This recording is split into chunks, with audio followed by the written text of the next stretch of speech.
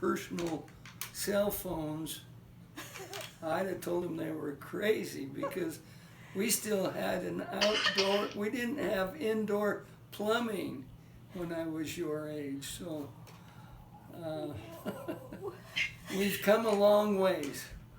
Yeah. You sure have. So could you introduce yourself, say like maybe your name and what you did?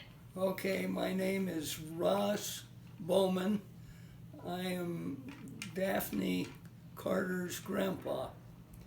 And I worked for Thiokol building solid rocket motors for most of my life up in Brigham City. And the first half of my career I spent building solid rocket motors for the Minuteman for the Air Force and the Trident for the Navy to keep the Russians in line because they had a lot more missiles and a lot more nuclear capability than we did. The story was that they could kill each American at least 10 times, and we only had enough missiles and nuclear warheads to kill each Russian once. And our leaders weren't satisfied with that. They wanted us to build more missiles so that we were at least on a parity with them so that we could both, I guess, kill each other 10 times. And we eventually caused the Russians to go bankrupt, and communism failed, and we won the Cold War, which is what that was known as.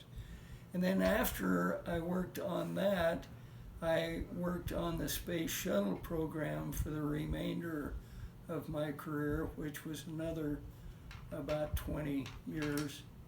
And so here I am now.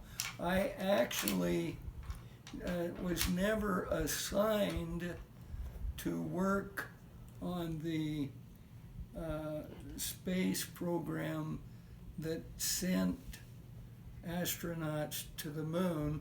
So I was an avid observer, and we watched the television, read the newspapers, the magazines, everything we could get our hands on to keep up with what was going on. I did meet and knew Neil Armstrong after he retired.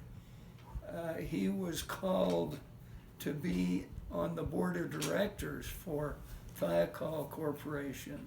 So he would come to the board of directors meetings, and he's a very polite, low-key, humble man. And in getting ready to talk to you, I reviewed some notes, and he was born the 5th of August in 1930, and I was born in November of 1934. So he's about 4.5 years older than me, and he died on the 25th of August of 2012. And so he was 82 years and 3 weeks old, and I'm 82 and a half now, so I'm just a little bit older than he was when he died.